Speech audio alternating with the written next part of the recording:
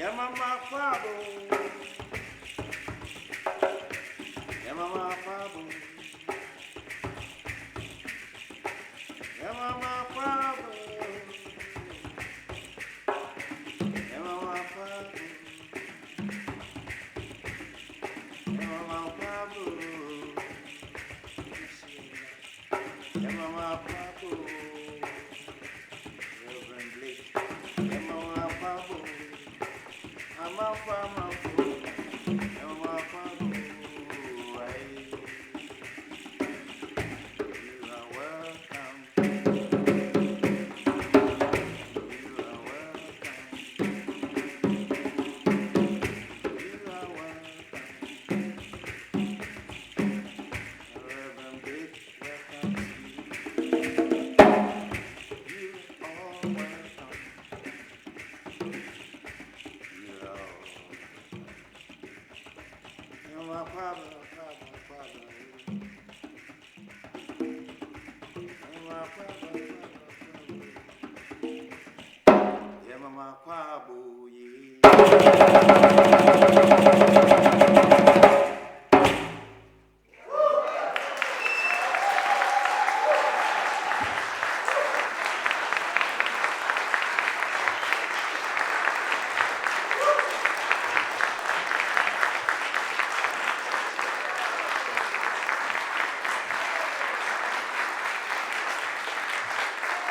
all stand to sing the congregational song, We Are Climbing Jacob's Ladder, which you will find the text in your program booklet. And you'll note that 4 verses, traditional, and the 5th and 6th stanzas are written by Dr. Vincent Harding. We are climbing Jacob's Ladder.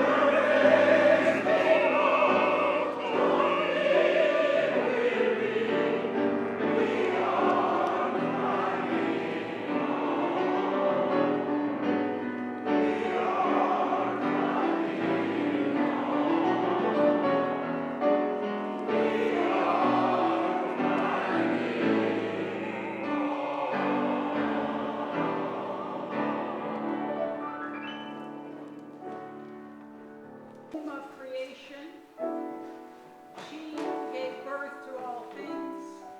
From your dark depths, the first spark came into being. Your luminous egg exploded in the midst of eternal night. Its joyous dance formed the great lights. You who gave us sun and moon, earth and sky, body and spirit, awaken from your sleep, deep night. Lift your eyelids and see our plight. The children of earth are in need of your guidance. They await the feel of your hand. Amen.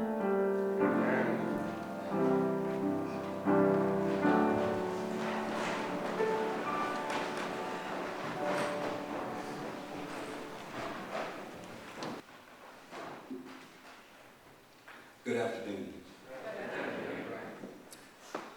On behalf of the members and friends of the Church for the Fellowship of All Peoples, I welcome you.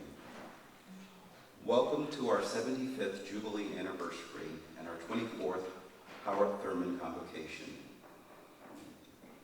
I would like to especially welcome our guest participants and our Howard Thurman Award recipients of prior years who are here today. Gus Newport, I see, Jan and David Hartzog also. In 1944, individuals of like minds sought to establish a different experience at the 11 a.m. hour on Sunday morning. For all 75 years, the Church for the Fellowship of All Peoples has been a creative venture in interracial, intercultural, and interdenominational communion. The Church affirms the validity of spiritual insights wherever they're found and appreciate every aspect of the truth, whatever the channel through which the truth comes. In 1995, we began the Howard Thurman Convocation.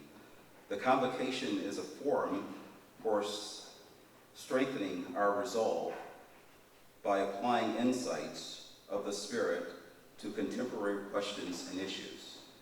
Therefore, each year we convene to recognize a person or persons whose life or lives, reflect the application of these principles. In addition to this being our anniversary in our convocation, this program is a major fundraiser for this church. We ask during the offertory that you keep this in mind and give as much as you can afford. We would like to invite you to join us for refreshments in Thurman Hall downstairs after this program. Also, we invite you to return on any Sunday morning to participate in our worship service, to continue to experience the movement of the Spirit in this community. And if you are so moved to join this body of worshipers, please see one of our ministers or one of our board of trustees, whose names are listed on the back of the program, about joining this body. I would like to thank the volunteers who have agreed to bring food and to assist with the fellowship hour setup and cleanup. And again, welcome, and I hope you are deeply inspired by something you experience here today. Thank you.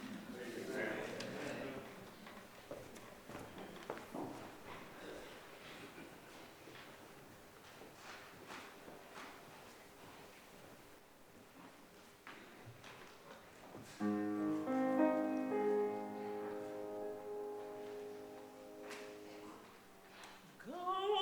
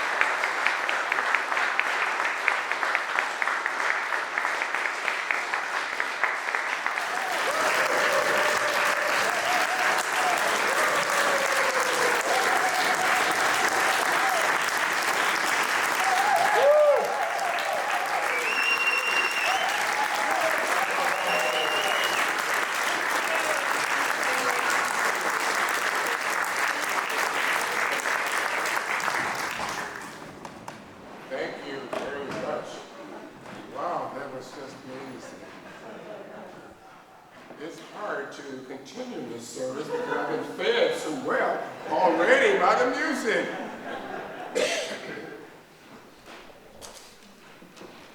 It is an honor to have with us today our guest speaker and recipient of the Howard Thurman Award. About this time last year, he was with us. He was visiting the area and said he just had to come by Fellowship Church. And we were so happy to have him here. And one of the things that happened as a result of that visit was that he organized a Mood of Christmas service in Atlanta at the Friendship Baptist Church. The Mood of Christmas is one of Dr. Howard Thurman's books. Many people know the poem, but they don't know this actual book, and he organized a service there and sent me a brochure, sent my brother a brochure, and it was just really wonderful what he was able to do. So I'm honored by his presence today and the extraordinary life that he has led. And it has been extraordinary. I would like for you, each of you, to look in your order of service, your program booklet, and go to the page where there are biographies, and just take a few minutes to read his biography silently.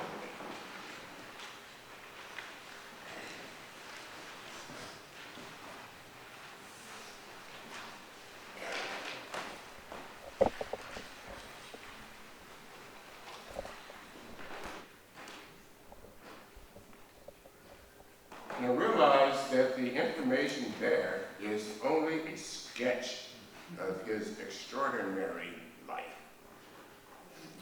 It is clear that our speaker and recipient of this year's Howard Thurman Award is a person of great and rare accomplishments in the world of music, church, and the larger world. A person of great distinction and acclaim, an exemplary and eminent scholar he is. Yet he journeys among us with grace, gratitude, and generosity. I want to focus briefly on a few people who have influenced him, and of course, in turn, have been influenced by him. In an interview, he stated, "Probably the greatest model in my life was the late Dr. Wendell Philip Whalen from Morehouse College. I started college at West Virginia State, where I was doing more playing than studying. When he came to do a workshop, he said to me, 'You know, you can go through college, or college can go through you. You can be here for 4 years, play everywhere, become popular, make money, and hopefully graduate. But at the best, be an average musician with limited possibilities.'"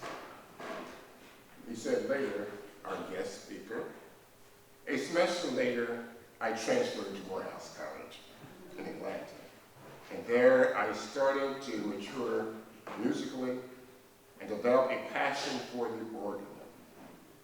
Whalen was a great organist, conductor, teacher, and champion of high-quality music and worship in the church. Wendell Whalen is also the uncle of Kurt Whalen, who many of us know as the extraordinary jazz saxophonist. Our speaker also was the organist, choir director, and lay minister of music at Hartford Memorial Baptist Church in Detroit, pastored by the Reverend Dr. Charles Adams, one of the world's greatest preachers, who recently retired after serving for 50 years as pastor of Hartford.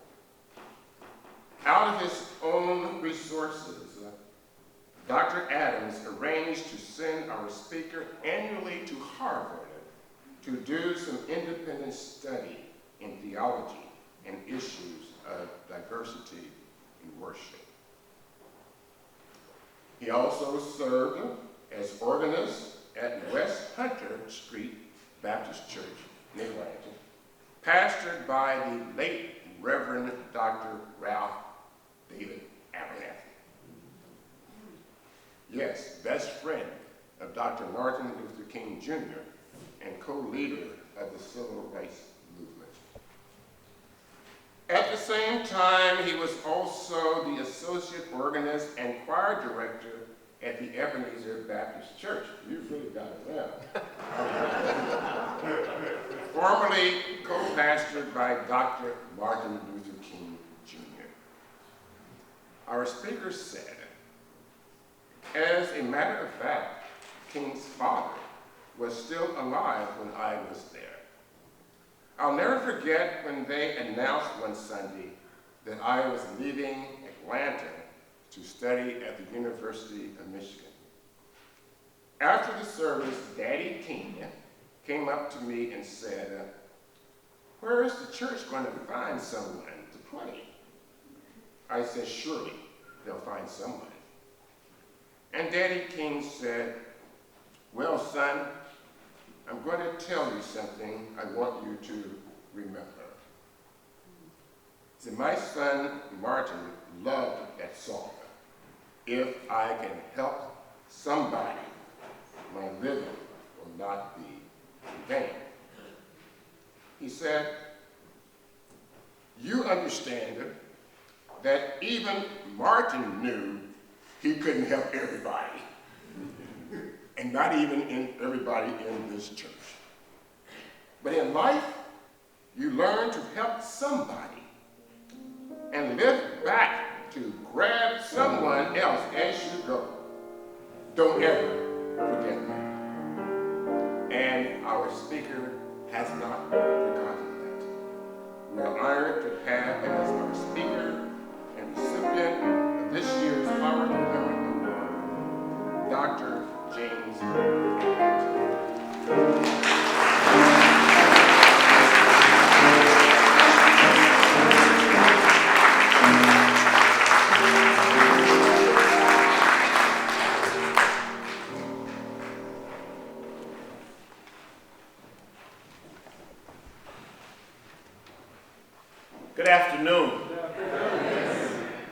wasn't ready for that. Thank you so much for that warm introduction. I can still hear those words like they were yesterday. The one thing that he did not include was that while Daddy King wasn't very pleased with me leaving the church, he said, "You're going up there and learn how to play all that Bach and that Beethoven and all that stuff, but don't you ever forget how to play Amazing Grace." And I have not.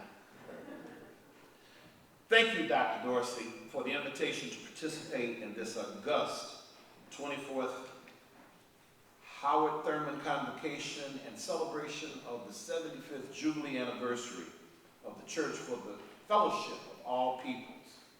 Yes, when I attended worship here a year ago this month, I could never have imagined that I would be standing here in this coveted honor. I certainly do not have to recount and recall for this congregation the biography, accomplishments, and achievements of Dr. Thurman. We are gathered here today because of Howard Thurman and his having been the co-founder of this great church 75 years ago with Dr. Alfred Fisk. However, I must admit, one does not mention Howard Thurman without referring to him as being one of the world's most renowned and acclaimed authors, philosophers, theologians, educators, and civil rights leaders. As a prominent religious figure, he played a leading role in many social and human justice movements and organizations of the 20th century. But rarely do we think of or reflect on Dr. Thurman as a liturgist. During his life, his career included planning and leading worship experiences in both academic and ecclesial settings. After graduating from seminary, he assumed the pastorate of the Mount Zion Baptist Church in Oberlin, Ohio, from 1926 to 1928. From 1928 to 1932, he was director of religious life and professor of religion for Morehouse and Spelman College. In 1932, he accepted the position as dean of Rankin Chapel and professor of Christian theology at Howard University until 1944. Of course, in 1944, Thurman left Howard University to help found this great church with Dr. Alfred Fisk, a pastorate that he held from 1944 to 1953. In 1953, he began his tenure as dean of Marsh Chapel and professor of spiritual resources and disciplines at Boston University in Massachusetts, a position that he held until 1965. Thurman knew that liturgy has enormous potential and endless possibilities, for through it, a community can encounter God. Actualizing this potential rests on the part of the on the shoulder of the liturgist, the one responsible for crafting, shaping, and leading the time of corporate worship. Through intentional decisions about form and content, the liturgist can insist that repeated gathering to participate in formalized liturgy or the work of the people can be a time for re-encountering one's neighbor, oneself, and one's creator. Howard Thurman serves as an exemplar for a robust engagement for possibilities of liturgy. As liturgist, Howard Thurman sought to widen congregants' encounter with God by representing one's relationship with their neighbor, both physical and imagined, and with God. Through bringing distant neighbors together, new pathways were paved to the divine. There were many tools in his liturgist construction belt that he used to accomplish this end. But this address will focus on what the liturgist or the liturgical sculpture shaped with his use of Negro spirituals, the arts, and literature, specifically examining his time at the Howard University Rankin Chapel, the Fellowship Church here in San Francisco, and Boston University's Marsh Chapel. Following this analysis of his ministry, I will conclude with implications for liturgists today. Time will certainly not permit me to discuss the many details and examples of Dr. Thurman's use of these tools, but I will briefly identify a few specific examples of each that I feel best represent his practices and methods. Thurman believed that religious experiences should inspire unity. And this philosophy guided him throughout the career in his religious leadership. In Footprints of a Dream, he says, "The journey from Rochester Theological Seminary to the Church for the Fellowship of All Peoples in San Francisco, and later to Marsh Chapel, Boston University, carried me through many experiences, but always the purpose was the same. Religious experience must unite rather than divide men. There must be made available experiences by which the sense of separateness will be transcended and unity expressed. Experiences that are deeper than all diversity, but at the same time are enriched by diversity." Thurman believed that when the core of the human spirit is exposed and people see the commonalities in the cores, barriers are more easily overcome. His approach to ministry was undergirded by a robust philosophy of corporate worship. The purpose of corporate worship was to facilitate one's intimate communion with God.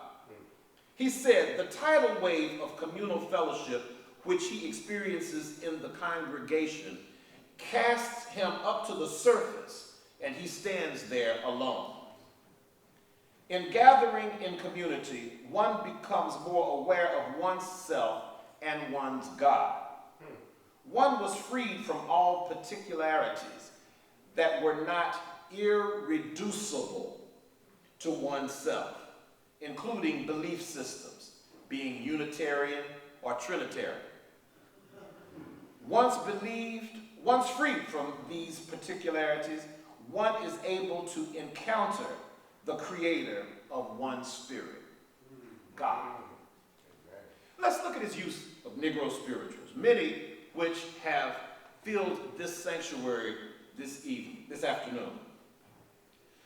Thurman used the content of Negro spirituals to preach theological concepts. The content of some of Thurman's addresses regarding Negro spirituals are included in his awe-inspiring book, Deep River, and the Negro spiritual speaks of life and death. Throughout Deep River, Thurman uses literary art to help illustrate the religious lessons in Negro spirituals. In Deep River, he opens the address with Langston Hughes' poem, "The Negro Spiritual Speaks of River." The Negro speaks of rivers. The same speech includes a quotation from the Greek philosopher Heraclitus, an excerpt from a poem, Ulysses, by Alfred Lord Tennyson, and the words of Jesus. Thurman even uses his own poetry to add yet another layer of insight and expression to his exposition of Negro spirituals. Dr. Thurman says, the Christian Bible furnished much of the imagery and ideas with which the slave singers fashioned their melodies. There is great strength in the assurance that may come to a people that they are children of destiny. The Jewish concept of life, as stated in their records, made a profound impression on this group of people who were themselves in bondage. God was at work in all history. He manifested himself in certain specific acts that seemed to be over and above the historic process. The slave caught the significance of this truth at once and sang, "When Israel was in Egypt's land, let my people go. Oppressed so hard they could not stand, let my people go. Go down, Moses, way down in Egypt's land. Tell old Pharaoh, let my people go. Thus said the Lord," bold Moses said, "let my people go. If not, I'll smite your firstborn dead. Let my people go. No more shall they in bondage toil. Let my people go. Let them go out with Egypt's spoil. Let my people go. Go down, Moses, way down in Egypt's land. Tell old Pharaoh, let my people go."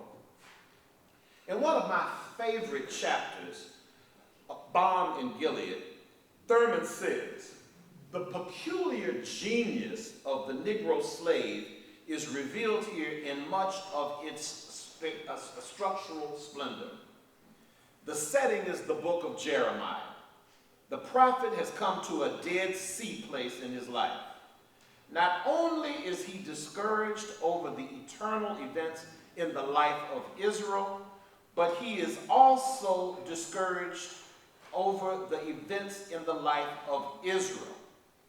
But he is also spiritually depressed and tormented.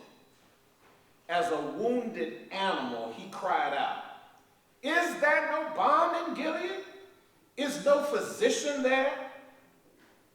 It is not a question of fact that he is raising. It is not a question directed to any particular person for an answer. It's not addressed either to God or to Israel, but rather it is a question raised by Jeremiah's entire life. He is searching his own soul. He is stripped to the literal substance of himself for an answer and is turned back on himself for an answer. Jeremiah is actually saying there must be a balm in Gilead. It cannot be that there is no balm. The relentless winnowing of his own bitter experience has laid bare his soul to the end that he is brought face to face with the very ground and core of his own faith. The slave caught the mood of this spiritual dilemma and with it did an amazing thing. He straightened the question mark in Jeremiah's sentence into an exclamation point. There is a balm in Gilead. Here is a note of creative triumph. In Footprints of a Dream, Thurman says, "Several times during the year, I preached a series of sermons on the religious insight of certain Negro spirituals. Each Sunday during this series, the choir would sing the spiritual as an anthem. This series was brought to a full-orbed climax in a public lecture on the theme given at one of the large Jewish synagogues in the city. This particular lecture was prepared and delivered as the Integral Soul lecture on the immortality of man at Harvard University under the title, The Negro Spiritual Speaks of Life and Death. Other spirituals that he provides profound and theologically astute exposition for include The Blind Man, Heaven, Heaven, Jacob's Ladder, and Wade in the Water Children. Let's move to the arts.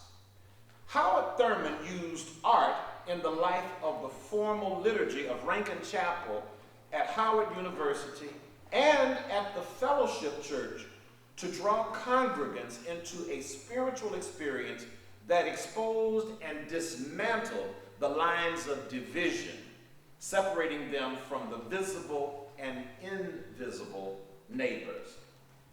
At Howard, he introduced dance, visual arts, and music into the life of the worshiping community in order to transgress lines of race, religion, and university department bias. He started a creative Vesper service entitled Twilight Hours, where he and students would experiment with different approaches to communal worship as a complement to formal weekly Sunday morning chapel service.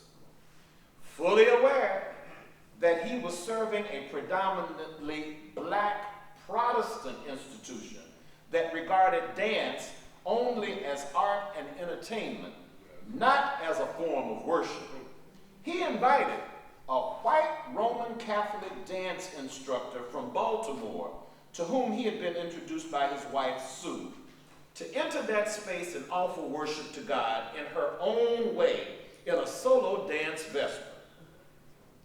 He reported that the experience brought down the walls separating each of us. People found a new rhythm with each other in light of what was happening. Thurman repurposed dance to be a place of divine encounter. For this congregation, through this representation of these black congregants' neighbor. Even though this dancer was a neighbor in the real world, she was not a neighbor in the intimate space of worship.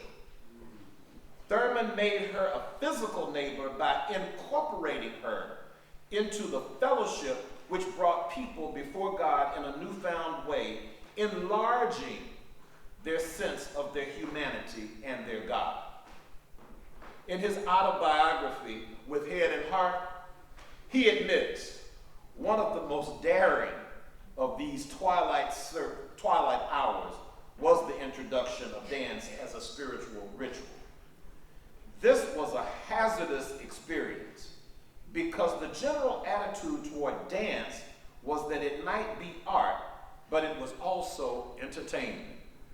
The physical education department had long taught creative dance was for women, but no one related it to worship. Another use of the arts to represent physical and imagined neighbors was his use of European art to create life-size replicas of great paintings of the Madonna, Mother of Christ. He selected women from Howard's campus to pose in the manner of these European masterpieces during a Christmas Vesper service. While they posed during this live gallery, he had a vocal soloist render various settings of Ave Maria, the popular Catholic sacred song, which is a prayer to the Virgin Mary. He called the Vesper Living Madonnas with Ave Marias, and it became a Howard University Christmas tradition for almost 10 years. Thurman credits this moment of unification to the effect of corporate worship that communal fellowship was bringing them from before the holy and the divine. What could have separated people such as the European image of the Madonna of Christ, or the invocation of Catholic liturgy, was instead used as a means of uniting people with their physical neighbors, fellow congregants, and their models, and their imagined neighbors. Catholics and the original European artist. In both cases, liturgy served as a means of re-articulating the story of the imagined and physical neighbor. While at Boston University, as dean and pastor of Marsh Chapel, Thurman approached the liturgy as a means by which his own participation in the communal fellowship led to divine encounter. This happened through the hymns he selected for congregational singing and through the process by which he arrived at those selections. He tended to pick hymns that would usher the congregation into the presence of God through communal singing. In Head and Heart, Thurman says, certain hymns I chose over and over again. Breathe on me, breath of God. O Master, let me walk with thee. Spirit of God, descend upon my heart, to name a few. Hymns that I loved, hymns that spoke to me. The choir began to call them Dean Thurman's hymns and brought a special dimension to them whenever they were sung. These hymns all reinforced Thurman's understanding of his role as liturgist in the community to shape the arc of the worship service such that it bended toward a kind of spiritual formation and occasioned intimacy with God. The team hoped that through their deliberations over the music and text to be sung by the congregation, they would share with the congregation the experienced Spirit of God. The communal planning effort was intended to represent the story of the planner to each other. This was an active process of listening to what God was doing in another. It was not a static, isolated process by which Thurman alone sought to present God's voice to the community. The communal fellowship led to the divine encounter for both the liturgist and the congregant. In Footprints of a Dream, referring to the fellowship church, Thurman says, the use of drama as a form of worship was slow to develop. In several Vesper services, dramatic sketches were used as illustrations and some effort was put into play reading, but the possibilities of the art as a form of worship was never realized. In all fairness, however, it should be said that a very significant contribution was made to the first religious arts festival of the church, when a group of young adults produced Sophocles' Antigones, yes. Notwithstanding the fact that this play was given in the context of the festival, there was a quality in its meaning that was centered in worship. That was due not only to the excellent performance, but also the climate of the arts festival in which it was produced. The first religious arts festival of the church, held in our 5th year, presented a program that lasted from Wednesday through Sunday. The English handbells provided a prologue to the festival with 6 selections played on the stairway leading to the sanctuary. And then came the performance of Antigones. The next evening, the liturgical dance choir gave a service called Time, Place, and Impulse, a synthesis of the meaning of the dance Vesper services during the year. On Friday, the singing choir presented R. Nathaniel Detz, The Ordering of Moses, an extensive oratorio. On Saturday came the festival party, in which the entire congregation expressed joyful appreciation to all those who had participated in the festival. On Sunday morning, a summary of the week was given in the sermon on the theme, Art and the Religious Quest. Through this series of successive, simple, and direct experiences of the fine arts used in worship, there resulted a clear understanding of the meaning of this aspect of the church's program and deepened everyone's quality of worship. Finally, let's look at literature. Thurman used literature as a means of representing the human neighbor to his congregation.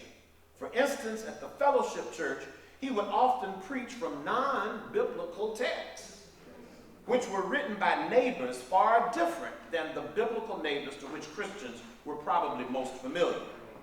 He once preached a sermon series and taught on Sheldon Chaney's Men Who Have Walked with God, which he said provided a wonderful combination of teaching and preaching in which I explained the significance of the inner life and the significance of piety in religious behavior.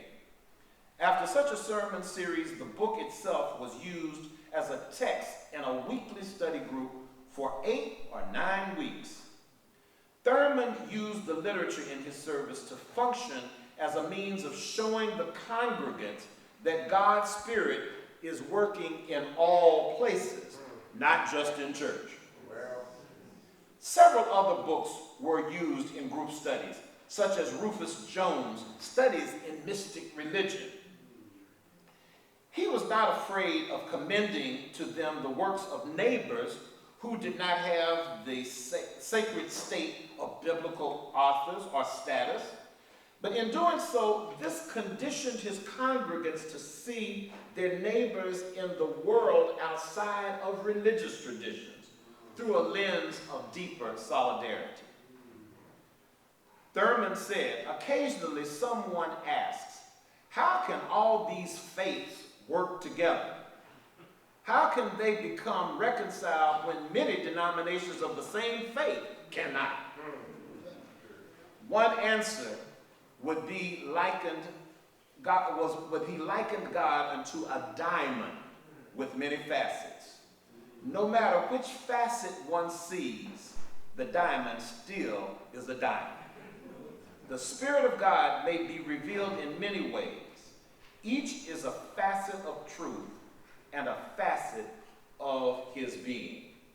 He continued, as we worship God in silence, external layers of personality seemed to fade away, and the mechanics of the process became remote and irrelevant.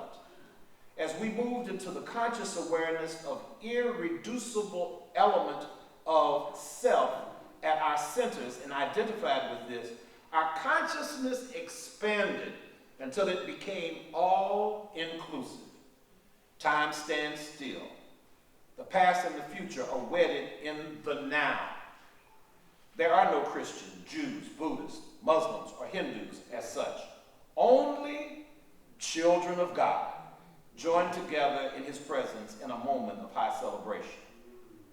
In a very enlightening conversation with Dr. Dorsey Blake, he shared these personal reflections about Dr. Thurman that I think are most appropriate today.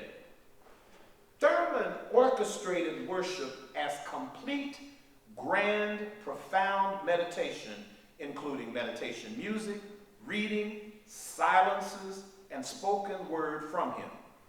These included his non-verbal assistance, gestures, hands, and pauses. He was skilled at reading the congregation. You felt that he was speaking directly to you. It was as if he had had a personal conversation with you, and he knew where you were in your life and what you needed. You were affirmed and felt special in the worship experience and beyond. And the beyond was important. The fellowship hour downstairs was a continuation of the liturgy, shared among the people. It was also to be shared beyond the confines of the building. What was being communicated during the service. Dr. Blake continues, for Dr. Thurman, religious, ritualized relationships with the universe was important. He invited into the service people of all various religious traditions, Native Americans, rabbis, Muslims, Buddhists, Hindus, etc. In fact, Rabbi White preached at the church on an annual basis. There is so much that today's liturgists and church can learn from Howard Thurman's wisdom, practices, and tools from his liturgical construction belt. His books, Footprints of a Dream, The Story of the Church for the Fellowship of All People, With Head and Heart, his awesome autobiography, and Deep River and the Negro Spiritual Speaks of Life and Death, are required texts in my worship classes at Canvas School of Theology at Emory University. Amen. First, he was willing to experiment with the liturgy and not be held hostage to the weekly rituals without reasons, ceremonies without content, services without substance, and rubrics without relevance. Thurman, like Yaroslav Pelikan, clearly understood that tradition is the living faith of the dead. Traditionalism is the dead faith of the living. And unfortunately, it is traditionalism that has given tradition such a bad name. Second, his commitment to adequate planning worship is a critical lesson for worship leaders today. It is evident that he had a conversation model of planning worship with his team that included planning, possibilities, organizing, ordering, worship, and a most neglected element, reflecting on the liturgy after it was performed. Third, wherever liturgy happens, it should be understood as a means of creating a new kind of encounter with one's neighbor, knowing that through the intentional encounter with one's neighbor, imagined and physical, the congregation comes into new relationship with God. The use of Negro spirituals, these sacred folk songs produced by unknown, enslaved, oppressed, and marginalized Africans in America. The arts and literature gained power from the fact that Thurman understood which neighbors were not present in the room for whatever reason. Liturgists today need to constantly assess which cultures, ethnicities, religions, and neighbors are unable to participate in the life of the liturgy because of prejudice, difference, and indifference. Once these communities are recognized, liturgists can use the space of their liturgy to bring other stories into the room. Thurman's use of the Vesper and midweek service exposed the congregation to so many aspects and avenues and experiences that were a more informal style of liturgy, but liturgy all the same. These services can amplify the spiritual and intellectual formation of the congregants' understanding that liturgy is the work of the people, which must be lived beyond the 1 weekly hour or 2-hour encounter at a designated place and time.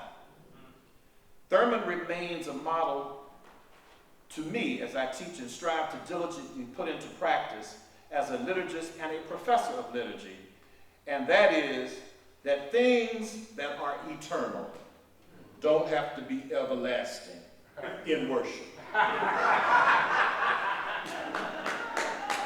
Less is more. And after all, there are 52 Sundays in a year. Another lesson for liturgists is Thurman's thoughtful, pastoral, intentional, and creative ways of making the encounter with God a formative, transformative, cognitive, and educational and inspirational experience. Notice that I didn't say fun, entertaining, and amusing. The temptation of many liturgists today is to entertain and amuse congregants.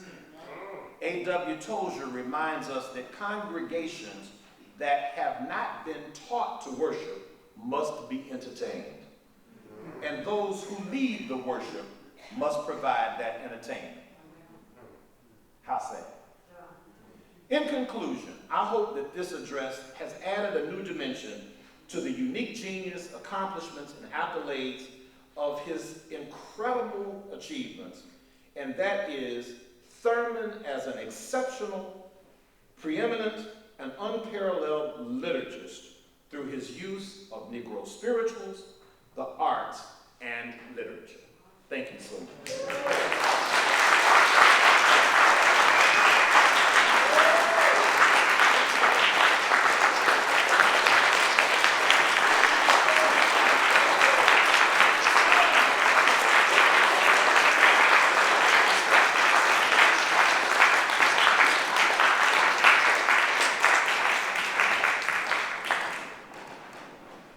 Good afternoon.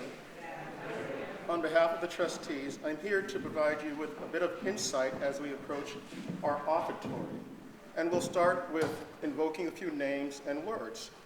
Fundi, one who passes skills from one generation to another, is a name that was often given to Ella, as in baker, who put young people first and supported them as they ran against the storm. The word hope, as in Briggs, a musician and recognized heritage keeper by the Friends of the Negro Academy, invoked the ancestors for them in guiding their feet as they run against the storm. We have Abington, as in James, who shows how culture can be passed on through music, liturgy, and form. We have fellowship, as in church, which is an experiment in bringing people together for social transformation. And we have Blake, as in Dorsey O. Blake, Forum for Social Transformation, which brings together small groups of committed people who are working to make change and weaves them together in support. And that is the mission that we have taken up in this 75th year going forward, and that is the mission for which we ask for your support.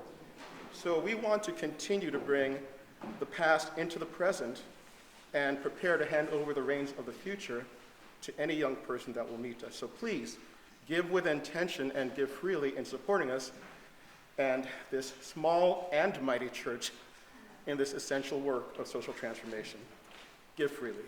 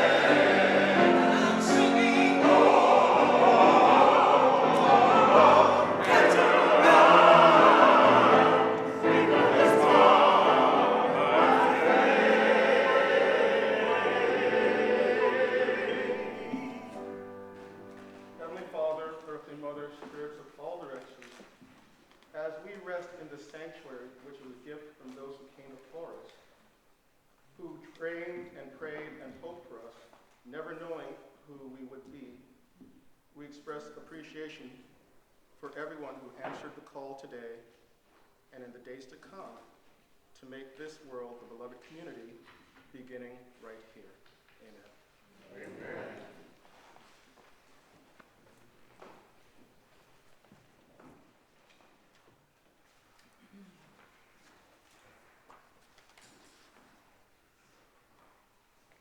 like a ship that's tossed and driven, battered on an angry sea. When the storms of life are raging and their fury falls on me, I wonder what I have done that makes this race so hard to run. But there is relief in knowing that the Lord has made a way somehow.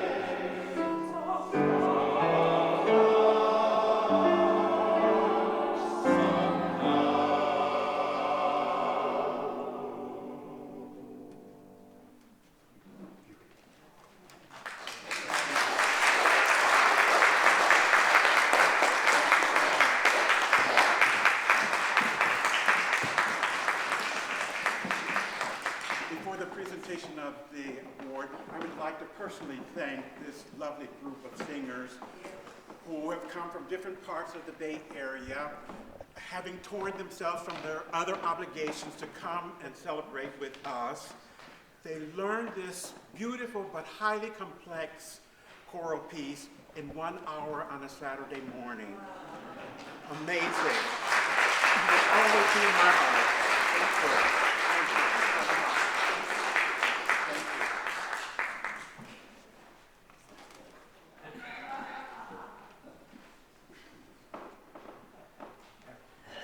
After hearing you today, we are indeed your worthy candidate for the Howard Thurman Award. Thank you. So the Churchman Fellowship of all peoples presents you with the Thurman Award.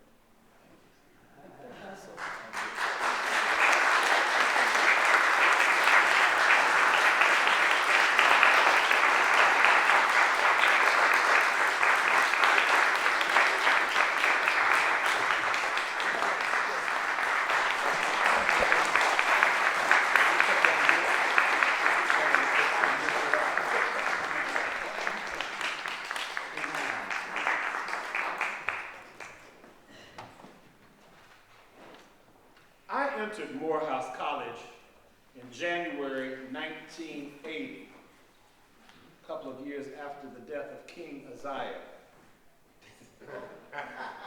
Biblical scholars, you missed that. As a transfer student from West Virginia State College, and immediately heard about one of Morehouse's most distinguished alums, Dr. Howard Thurman, class of 1923. His writings, prestigious positions, and influence on Martin Luther King Jr. Dr. Thurman passed away the next year, 1981, and I was never privileged to meet him or hear him speak in person.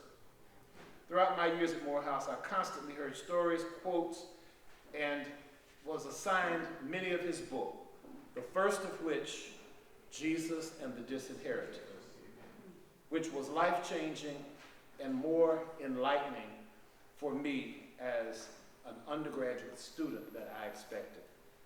I'll admit that I never met him and envied the many stories of those who did, particularly my friend and colleague, Dr. U.Z. Brown, who had the opportunity of singing spirituals with him, accompanied by the late Dr. Wendell P. Whalen, my teacher and chair of the Morehouse Department of Music and the Glee Club. As Dr. Thurman personally read from his book, Deep River, and the Negro Spirituals speak of life and death at the Union Baptist Church in Baltimore, Maryland. Recently, as I was envisioning the new African-American ecumenical hymnal that was released last year, One Lord, One Faith, One Baptism, I recalled the profound influence on my decisions and direction for that hymnal that I gained from Dr. Thurman's book, The Creative Encounter, when he said, "The concept of denominationalism seems to me to be in itself a violation of what I am delineating as the Jesus idea. The separate vision of the denomination tends to give to the individual who embraces it an ultimate and particularized status even before God. His ecumenical and interfaith and worldview have been and will continue to be an inspiration and motivation to me. Having been selected to receive this prestigious Howard Thurman Award and join the list of much more prestigious, renowned, and accomplished recipients is humbling and a distinct honor for which I am eternally grateful and sincerely appreciate. This award draws me even closer to his writings, his philosophies, liturgical model for my living and my teaching and my research.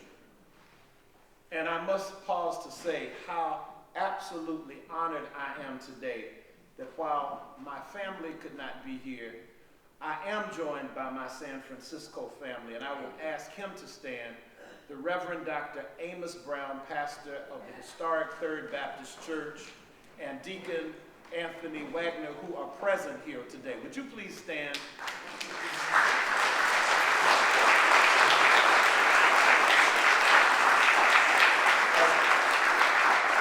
As my friend and my San Francisco pastor, Dr. Brown, I know you knew Dr. Thurman. And I am delighted that you would take time. The first time that I ever attended, or I ever came to San Francisco was in 1983 as a student, with the boys, accompanist of the Morehouse Glee Club when there was so much less of me. And we performed at Third Baptist Church, and the first official invitation to the Bay Area was by Dr. Amos Brown to play a recital at the Third Baptist Church. And your presence means so much to me today. And also your music director, Reverend James Smith, is here. Thank you for being here. And Dr. Anthony Wagner. Thank you. On occasions like this, where honors have been bestowed, I always use the words of Howard Thurman. And that quote is, "A crown is placed over our heads that for the rest of our lives, we are trying to grow tall enough to wear." Receiving this award, you have placed a crown over my head that for the rest of my life, I will be trying to grow tall enough to wear. Thank you, Dr. Dorsey, Blake, and the Fellowship Church.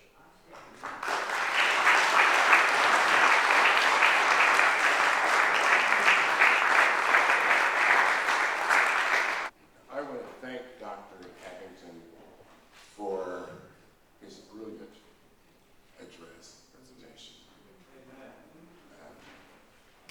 I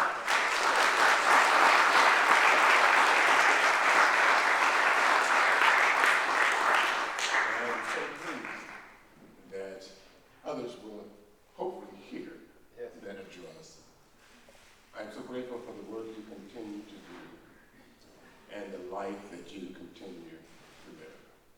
So I want to express my appreciation appreciation to you for accepting our Howard Thurman Award. I want to also express my appreciation, deep appreciation, to Pope Flynn, Master Drummer from Ghana.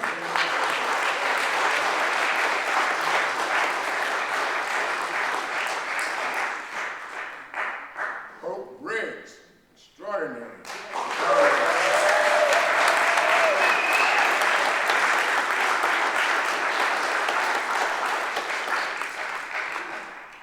We're going to have you come back. To Atlanta. To this wonderful community choir.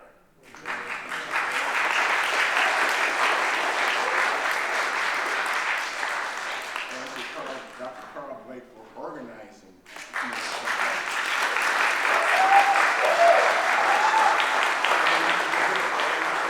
music beyond the choir. I would also like to thank Courtney Brown, Mike Brown, they are brothers, from the same, well, I won't go there. Brenda, Ryerson, all those who participated in the service. I want to thank all of you for attending. Your presence here is so meaningful to us.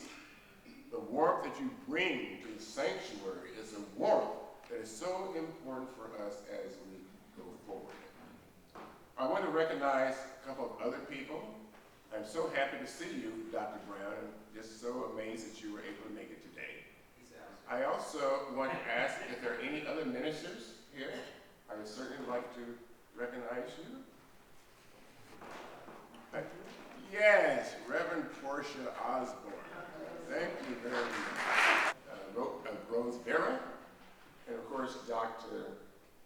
Benton, and Reverend Martin Todd Allen. I also want the Board of Trustees to stand. Brian Cassidy, the Board Chair, is raised his hand. Steve Lees, our Treasurer. Mike Brown, where's Mike? Mike Brown, our Vice President. Brenda Reinerson, our Secretary. Again, we have, where's Courtney? Courtney's our tech, heads our tech committee. Elena, Rose Vera, and again, Reverend Elizabeth Olson, who are so critical for us in the work that they are doing in the world. So thank you very much. Now, I could not have us leave this place, let us leave this place without recognizing Emily Wong, the granddaughter of Dr. Howard Thurman.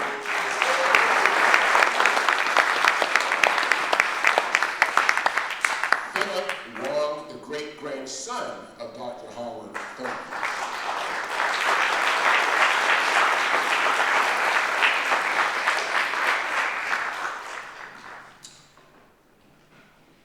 Thank you also, Peter, for filming, for Edmundo and Martin for filming today.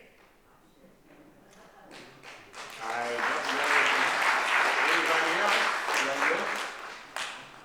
One more acknowledgement, and that is, if you please, before you find your way going downstairs to the fellowship hour, which by the way you can't miss because it's lavish, just pass by the piano and look at the lid of it. I can't raise it now, but you'll see, we learned today that Dr. Abingdon has many aspects, extraordinary gifts, and this represents just a fraction of his output in terms of CD recordings, musical production. And you'll notice that there are 3 hymns, African American ecumenical hymnals. The first one was African American Heritage Hymnal. The next one was, I believe, One Lord, One Faith, One Baptism. last hymnal was Total Praise. Then there's the collection up here, 10 or 12 CDs, which you can go online and order. And you'll notice when you look in the hymnal, if you look in the hymnal, that the first name that you will see is Dr. W. James Abington, Candler School of Theology, Emory University, chairman and executive editor of these hymnals. So this is a visual representation of his output, which is a tiny fraction of the totality of Dr. James Abington.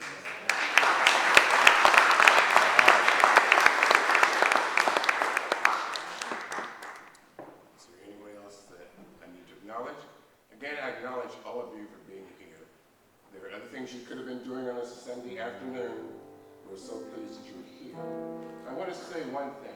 After the benediction, I'm going to ask you to remain seated for the postlude. So after the benediction, remain seated for the postlude. Thank you very much. We're ready now for the sending forth music. Would you please? And thank you, volunteers. We have a person here from Colorado.